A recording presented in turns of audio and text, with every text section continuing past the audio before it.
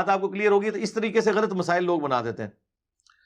کیا یہ وصیت جائز ہے کہ شوہر کی وفات پر اگر بیوی زندہ ہے تو بیوی شوہر کی میت کو غسل دے؟ کیوں نہ دے جی، جم دے.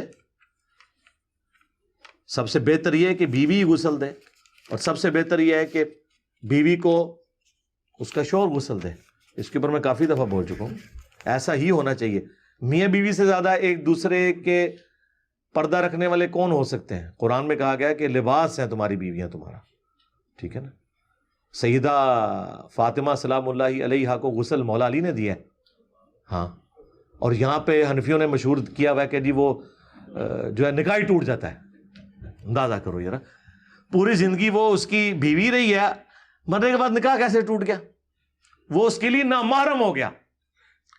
حالانکہ وہ تو بیچاری دوسری شادی نہیں کر سکتی تھی، اس کی زندگی میں بھی اور مرنے کے بعد بھی وہ نکاح سے نکل گئی. اور جو مرد شادی کر سکتا تھا اس کا نکاح ٹوٹ گیا اس کے ساتھ. آپ کہتے ہیں کہ باہر کے ملک ضرور جائیں، لیکن 30-40 سال